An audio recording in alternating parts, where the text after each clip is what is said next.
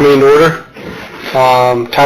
Craig Koshaw is absent tonight, so it'll just be Tyler and I, but we have a quorum. Tyler, will you get a chance to read the minutes from the previous meeting on March 21st? I'll make a motion to approve the minutes from the last meeting. I'll second. Motion is second. All in favor? Aye. Aye. Opposed, same sign.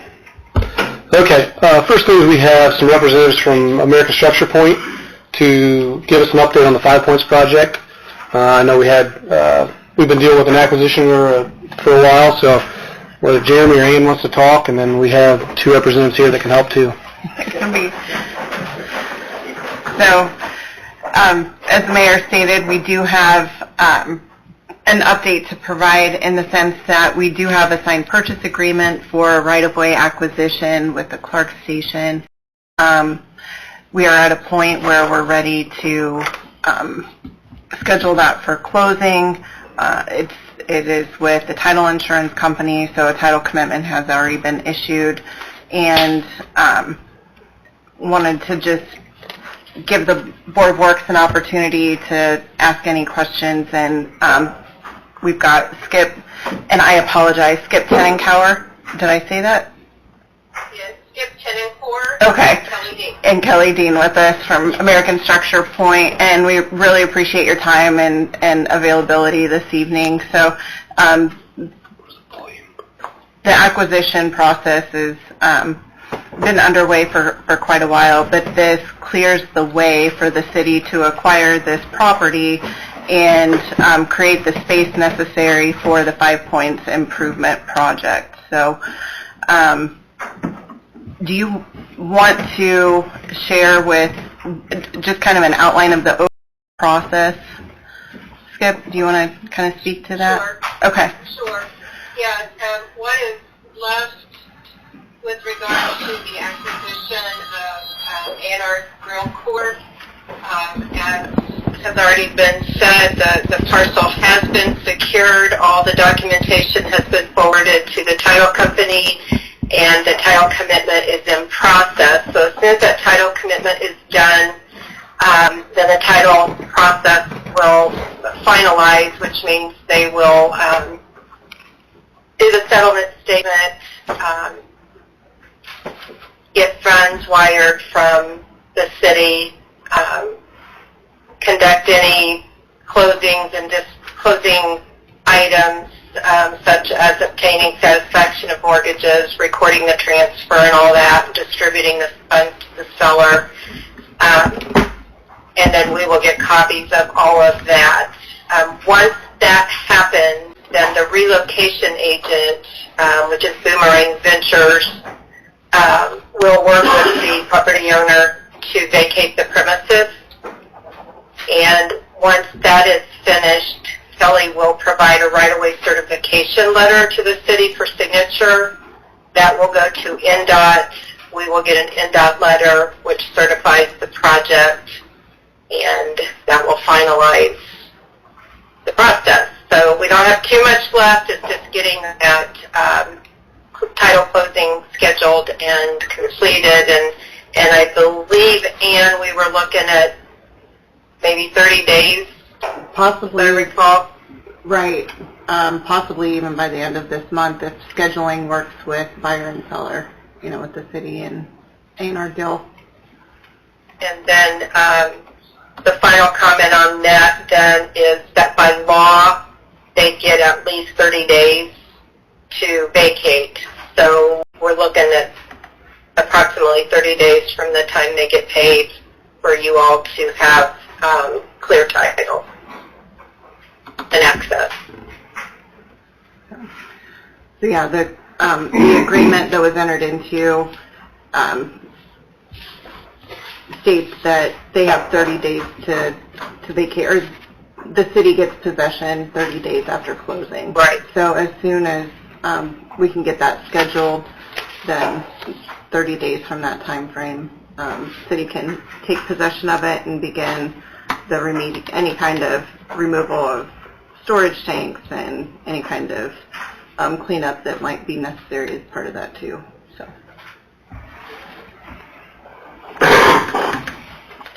You have any other questions about the right of way? No. Okay. All right. Thank you guys very much. Appreciate your You're time. very welcome. Welcome. Thank you. All right, thank you, guys.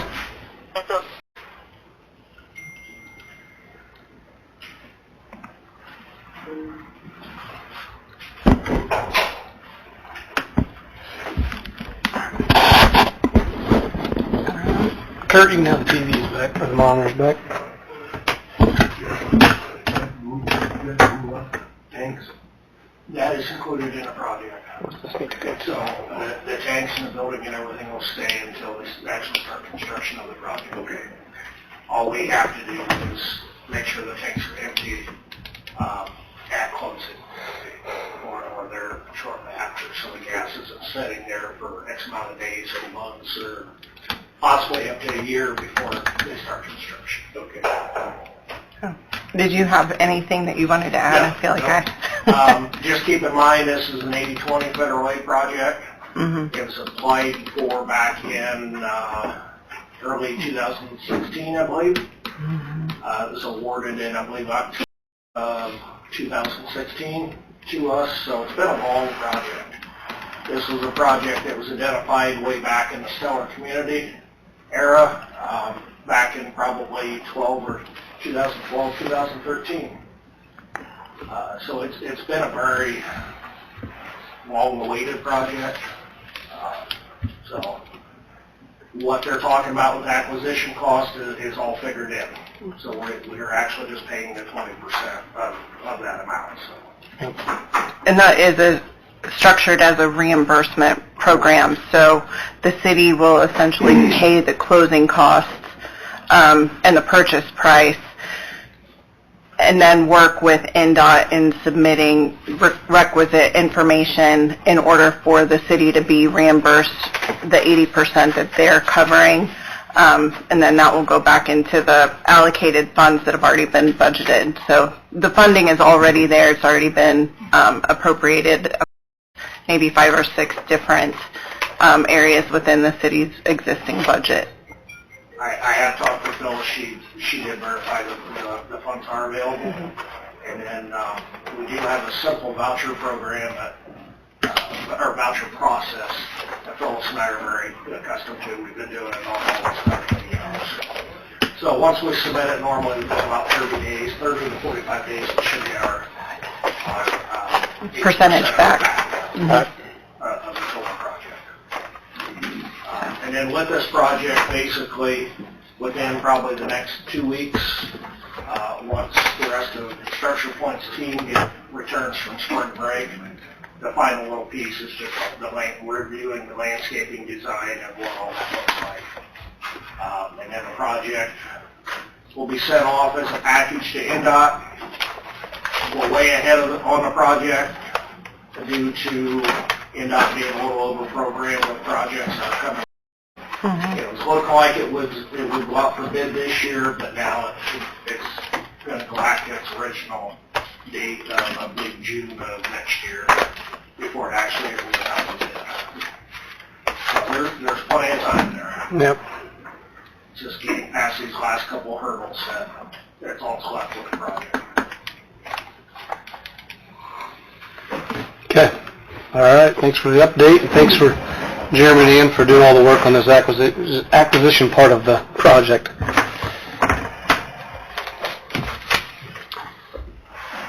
Kurt, I think you're next.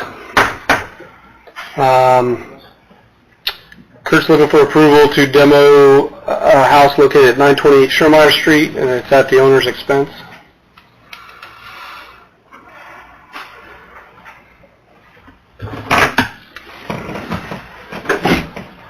Alright, so we've been basically dealing with this house since 2019.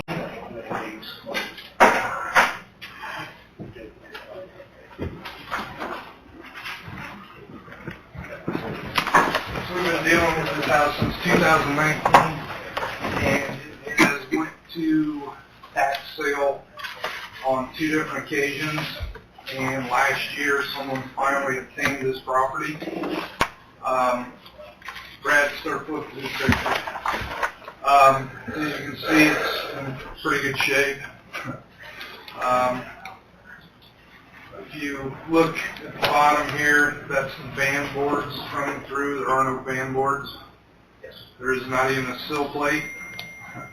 The joists are basically collapsing on the inside. The new owner of the property is asking if the city would be willing to come in and demolish and remove the home at his expense. He would pay for all transfer station fees. So basically, that's why I'm here tonight. I'm here to get approval for the city to tear the house down. Jeremy, you can fit this into the schedule? Looks like it'll come down pretty easy, probably. Yeah, there's a garage there as well. So yeah, it's not going to take much for this thing to come down. Brad and I was out there this morning, and believe it or not, Brad, is there a side view of that house?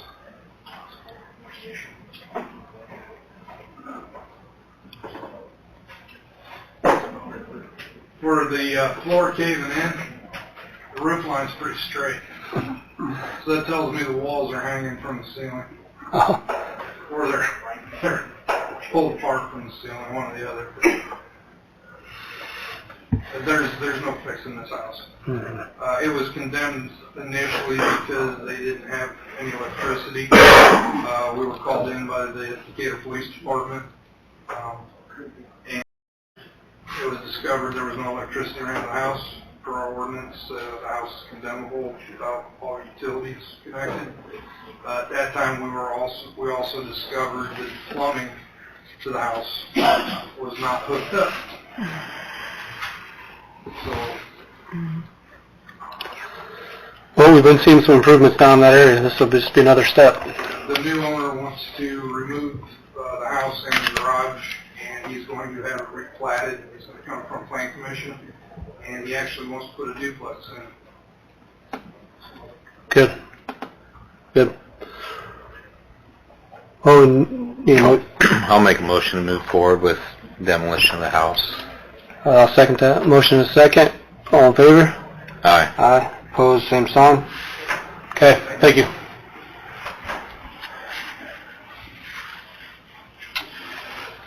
Next we have the lease with, so the billboard we have out here by Jackson Street 224. It's actually changed owners from Burkhart to Lamar. Yeah. And they were asking for a kind of a long-term lease. Right, and we had talked about this at last Board of Works meeting, and I got a hold of Dave Herman with Lamar and simply informed him that the city's declining the offer to enter into the new lease and that we would honor the existing lease that had been entered into with Burkhart Advertising, recognizing them as the successor in interest. And I have not heard any response back, but that lease is still valid, so. So is there any action needed now, or? No, I don't think so. I'm not sure why it probably didn't need to be on the agenda. I apologize. Yeah. All right. Easy enough. In talking with Carrie with the CSO project and the need for another tank, it's been how long has the agreed order been going on? Okay. So there's going to be a need for some more acquisition, and I think acquisition allows us to have an executive session when we're going to purchase property, so I think there's going to be a need to schedule an executive session sometime soon, probably, to look at a couple properties. Mm-hmm. Okay.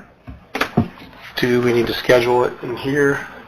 I mean, we can schedule it now, but do you want to do that when Craig is We'll wait till available? Craig's back, yeah, probably, to make sure he's available.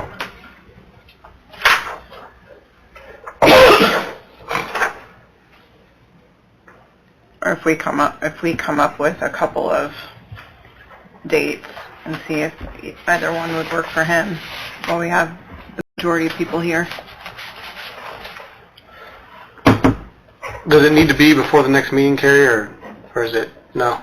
Okay, you just want to get it on the priority list. Okay. let's just plan on waiting until Craig gets back so we're all three here to make that decision. Okay.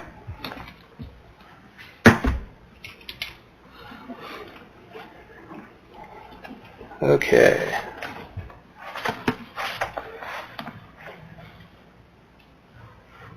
So, Chief Gerber, looks like you have a few things on the list here.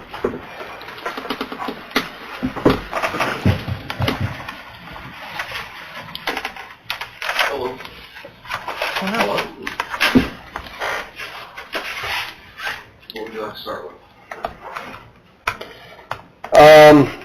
Let's go ahead first and make Corey Ham's oath of office and certificate of appointment as detective and lieutenant made a matter of record. I'll make a motion to make his oath of office a matter of record. And certificate of Do I have to do them appointment. separate or both? Separate? I'll second that. All in favor? Aye. Opposed, same sign? Okay. I'll make a motion to approve his certificate of appointment. I'll second. Motion is second, all in favor? Aye. Aye. Opposed, same sign. Okay.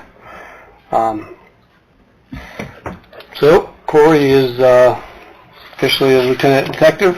I'm looking forward to him doing some good work. Never no fires, remorse. Okay. Okay, so Kevin right away started looking at some things with the police department, and one of the first things he looked at was whether there was an option for different shifts. I know he's been with all the officers talking to him, and go ahead, I'll let you talk a little bit. Well, we've collectively as a department, the majority wants to try this 12-hour shift. This would create some issues with the current agreement that exists between the city and the Decatur PD from 1996, where in that agreement it states any work hours that exceed 8 hours would be overtime. So that could create a potential nightmare down the line if someone wanted to come back and go after the city for that time.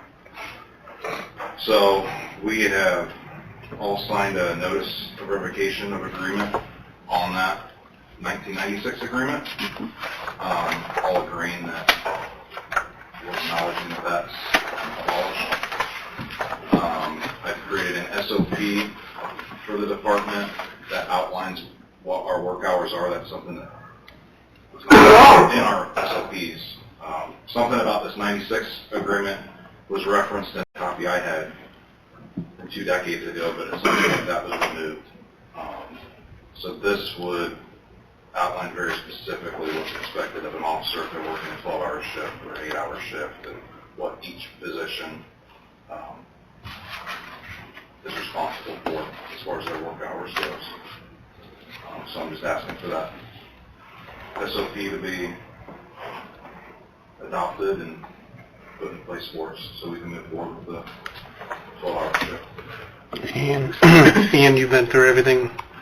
I have. Chief Gerber had approached me when he was considering this, and I know he's talked with Phyllis about the budgeting aspect, and when I started looking through it, we looked at our salary ordinance, and when it came to police officer pay, there was a specific reference to our employee handbook. When you go to our employee handbook and you look at police department pay specifically for overtime hours and kind of specialty rate type things, it said to reference their SOP.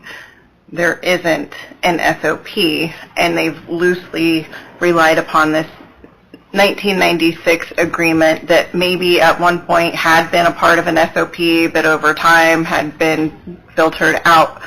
So what we're doing here is linking everything together and making it clear to officers within the department the pay structure and how it works. There is absolutely no change to their overall pay, to their overall work hours.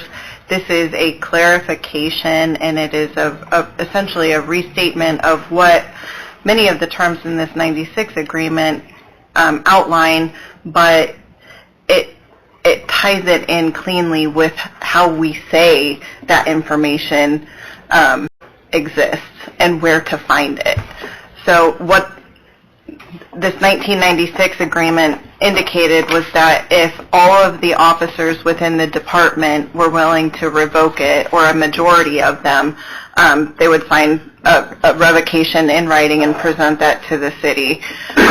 So that has been done, and as part of that revocation, the new SOP was attached to it, and so they have all reviewed that as well and understand what the new SOP would be, and understand that that is subject to approval by Board of Works. So at this point, Board of Works should approve, make a matter of record receipt of the notice of revocation agreement, and then vote on approval and adoption of the SOP. And then it'll also be presented to council for their approval, simply because it was done so in the 96 agreement. This is really a personnel thing, so it should stay within Board of Works, but we want to make sure that that council is aware of it. It doesn't affect any kind of budgeting. It doesn't affect officer pay. It's really just cleaning up the record. Going to eliminate one sergeant? We're going to, I'm restructuring the top end of the department, and I'm going to be using Mark Cook in a little bit of a different role. He'll still remain a sergeant, but he's going to take on a lot of our, oversee all the training and several different areas I have for him. Okay.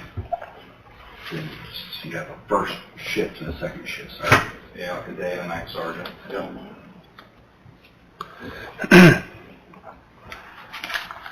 So we would entertain a motion to make the notice of revocation of agreement a matter of record that has been signed by every member of the Decatur Police Department at this time. So moved. I'll second. Motion and second. All in favor? Aye. Aye. Opposed, same sign? Okay. Thank you for working on that. I know, you're looking at ways to boost the morale of your officers, and the way this shift works allows them more time at home. They do work more hours while they're on, but I think a lot of them are happy to have some of these days off. So, They'll have all the patrolmen will have every other weekend off. So. yeah. There's other departments that do this same thing, so I thank you for looking into that and looking at ways to try to make these guys happy. Yeah, and I read into your email, I was surprised that some guys actually work 9 days in a row. Is that how that On the current shift. That's all I've ever known, really, since I started in the jail. They work the same schedule over there. Yeah, every third month, 9 days in a row. I do have one question though. Kevin, does this put more officers on the road or about the same officers with your day event shift? So Monday through Friday, during the day there will be 6. That includes turnout at the school. And then the evening hours would be 4. And then the weekends are 3. Of course, that doesn't account for if someone's sick or took a vacation. So that's the benefit there. Yeah, and we'll still operate a mandatory 2 officers on at all times. Just like Which we do you're now. doing already. Yep. Right. I'll make a motion to approve the SOP. Okay. And I'll second. Motion and a second. All in favor? Aye. Aye. Opposed, same sign. So we need to sign... Sign the notice of revocation of agreement. So the 15 minutes where they have to be ready to work before their shift, are they paid for that? That was already there. I just left it in place.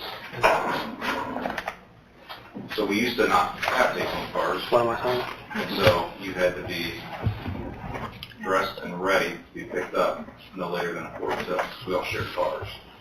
So if you lived in town, you were picked up by the officer that had worked prior to you. So then that gave time to, hey, this is what went on my shift, and for you to drive that person to their home. Generally, the guys are on duty within 10 to 5 till of the hour they have to be on duty for. I worked for a company and they had it start early, then there was a big lawsuit years later because they weren't paying people to work. Mm-hmm. You might have been a part of that lawsuit. Over the top of Scott, that's going back a little ways. That somewhat is a reflection of military. When you go on duty, you always report 15 minutes early. And I'm sure there's a carryover. Like that. What? Okay. Now, why is reminiscent? I am. Scott, I was usually 15 minutes late, so it didn't apply to me. You never 15 minutes. Yeah, well, Okay, so, you want to talk about the lateral application process? Well, I'm having good luck. Perk got me in with our applicant last, what's the day, Tuesday, last Thursday. So things are looking good for him.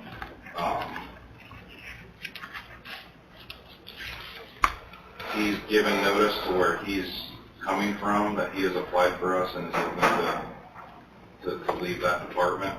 I'm going to err on the side of caution and not mention his name yet, just in the event something rare would happen with his perk. Right. We don't have to deal with that, but I'm not foreseeing that. Do you have any idea when you'll hear from Perf? They told me that I would have something by the 15th of April, Okay. which is a Saturday, so I'd assume more the 14th. Okay. He's going to give, I had thrown the day of May 1st out to him. He's open to that, but I talked to him today. I'm like, don't, give your 2 weeks, be Right. decent about where you're, Right. May 1st is not a hard date. We're fine. If it's a week or so after that. Right. Okay. If you guys even say yes. Right. Thank you. Do you have anything else? That's it. Thank you. All right.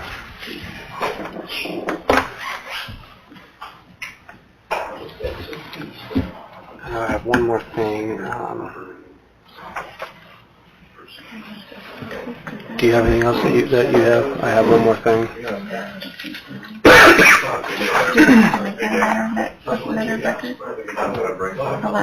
Go ahead, because I have one more thing, but I need Kurt for it. What's this? Yeah, I was gonna wait until next meeting, but I got an email tonight, couple months ago, we were in contract with Dixon Engineering, to start painting the tower on our south tower on Line Street. I got an email tonight that the bid specs are ready, and if it would be approved tonight, we could have it open bids on May 2nd. So I just got, that's why I left earlier, I got an email from him saying it was all ready, so I reviewed it. So if you guys would approve that going to bid, I can get all the legals out and advertised in advance, and then we'd be ready for the May 2nd meeting. Is it going darker as well? It'll be the same color scheme without the logo. So that's supposed to help with the Mold mold? and the mold on the bottom, yeah. It'll be less visible. Which water tower? Which one? The online street or south tower. Okay. It's going to be dark with a stripe through it, then dark Yeah, on the like top. Right on the top. It'll look a little different because it's not a pedestal tank. It's got the arms and the legs on it, so it'll be a little bit different, but still should look pretty sharp. You didn't find anything you wanted to put on there, huh? We can figure something out. We can put your face on it. Not going to happen. I don't know how you get all the hair on top. But, and also, too, this one, the last one was about $135,000 to paint. It was estimated like 180. These were, the other two with the legs are estimated just over 220. So it'll be quite a bit more, but there's a lot more. I can imagine there's a lot more to paint in those. You How long? Paint? Approximately? It's 10 years. I think we painted the last time we painted towers was Hire that person. been over 12 years, I think. Since we painted the I last would suggest that until it's approved or discussed. So you're looking for approval to put We'll this? put it out for bid, Yep. and then I can do all the legals and advertising. Make sure we're all ready to go for the second. I'll make a motion to allow Kevin to put the water tower painting out for bid. I'll second. Motion to second. All in favor? Aye. Aye. Opposed, same sign. Right. Okay, thanks. Kurt, and then maybe, I don't know, Jeremy, if you guys, I know you talked about another one. Kurt, 604 Nutman, we're talking about sidewalks. Yeah,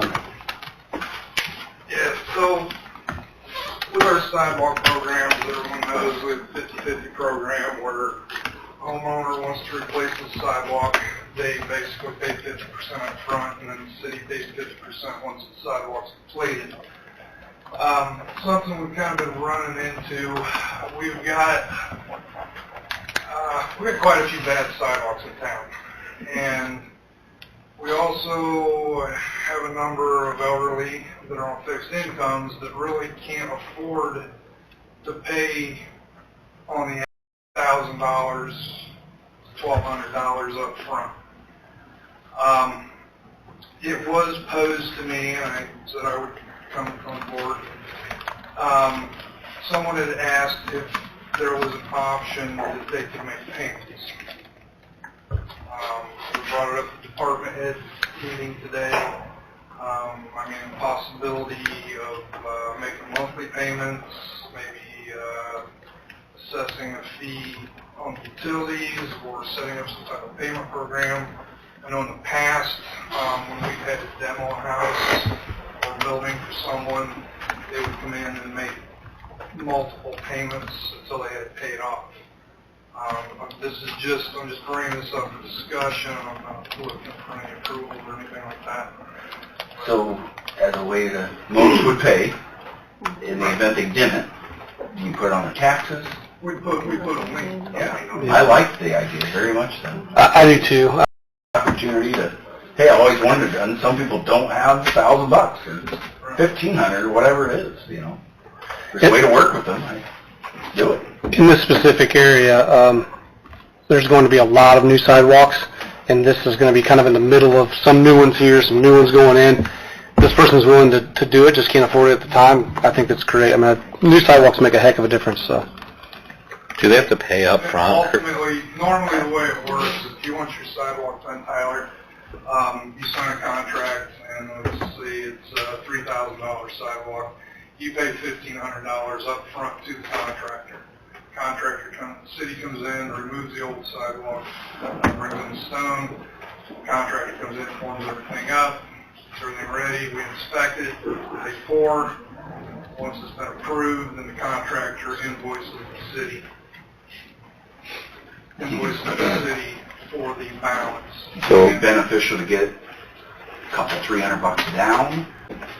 I'm bringing it up for discussion. That shows I'm serious about wanting to do this and having a little skin in the game. I think it's a great idea, but then are we going to have to, or would we be putting money out first to the contractor? Out of the sidewalk program, but as they're paying, that money would go back into the sidewalk program. And there is money in that fund already, so it's not. Right. And it's not been fully used in recent years. No, in recent years, we've always tried to encumber the extra money left over to bring into the next year for areas that don't have sidewalks. Dan, I have a question. In the sidewalks, what's the communication? So, for example, somebody on 9th Street has bought into the sidewalk. How do we notify their neighbors? Like, is there any kind of communication or notification? Because if we could get, 3 people to do it at the same time, it would... Right. How is that working? We don't notify the neighbors that we're coming to do it. I mean, a lot of times what you'll see is when we're there, or when they start tearing them out, the neighbors will want to get involved.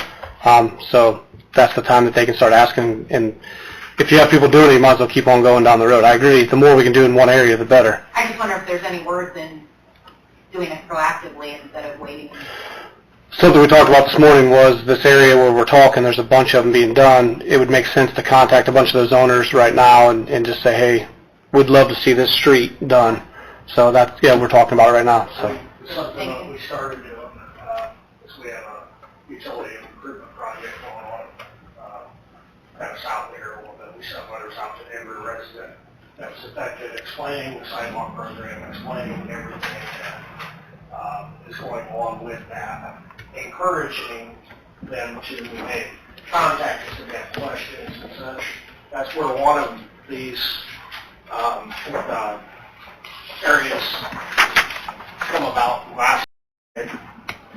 Made an appointment with the guy at the meeting last night at 5 o'clock, and he's like, I want to do this, but I may only be able to do a portion of it. Yeah. And do another portion of it next year. It also kind of goes hand in hand with what Mayor Rickard was talking about a couple meetings ago, maybe a month ago, about when we talked about the sod program, extending that out, you know, into other Landscaping. sidewalks and stuff. So, you know, we need to take all this into consideration. You know, if we want to do that, you're probably going to run into it with that neighborhood facade program also. Hey, you know, how do we make this look better? You know, you want to do the landscaping, we'd like to see the sidewalk done. Right. You know, it would really help with that to drive that the rest of the way home. Right. Either a discounted rate on the walk or simple Right. 3-4 payment plan, whatever. So, some considerations. One, is there a financial need requirement? If so, how is that defined? What standards would be necessary? Is a payment plan open to anyone that applies to the sidewalk program?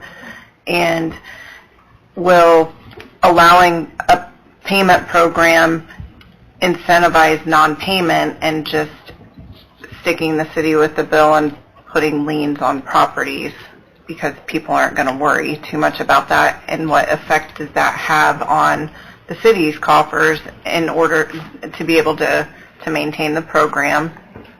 And would it be beneficial if a payment program is of interest to do it more of a layaway structure where people enter into the sidewalk program and they make payments and prepay for it, and then have that fund, have it available for when the time comes for the work to be done? So, just maybe some things to Yeah, I'm take not into opposed to a consideration. payment plan. I don't think we're going to go out and give 10 payment plans and be stuck with $100,000 right off the bat. I think he's just talking for, I would hate for the person to have to do a layaway style. We got sidewalks going 2 this way, 2 this way, and this person's going to wait 2 years to patch in their property because they can't afford it that time. I think I'd rather. It is kind of redundant because every time we do that, we're coming this way, we skip one, and then we pick one up here. Well, depending on that sidewalk, a lot of the sidewalks flush with streets. Yeah. Now we have to taper them down so they're not trip hazards.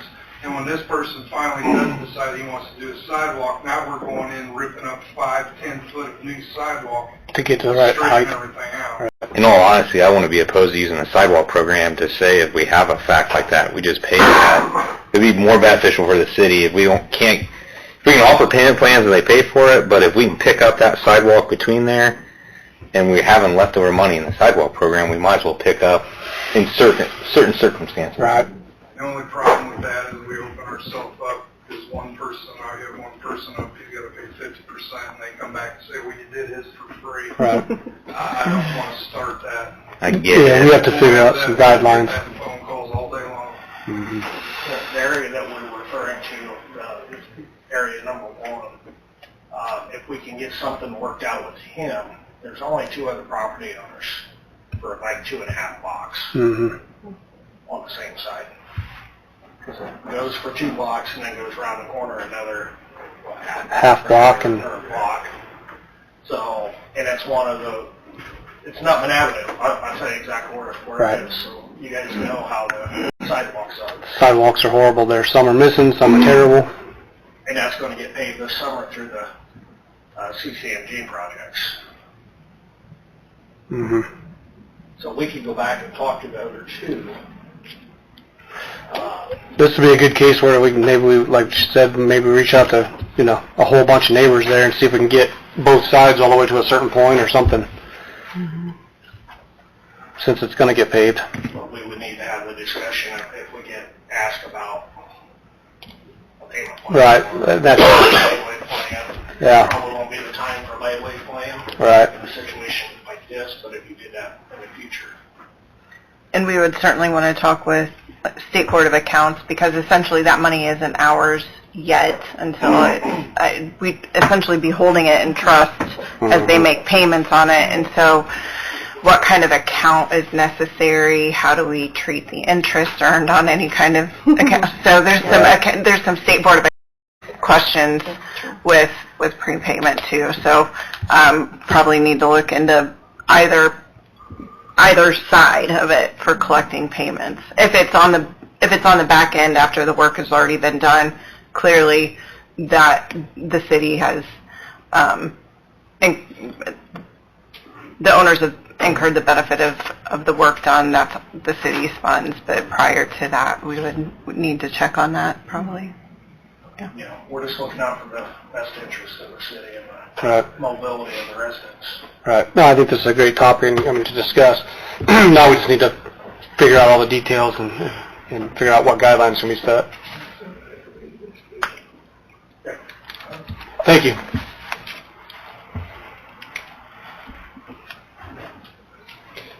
You have anything else? Nothing else for Board Works? Tyler, you have anything? I'll make a motion to adjourn the Board of Works meeting. I'll second.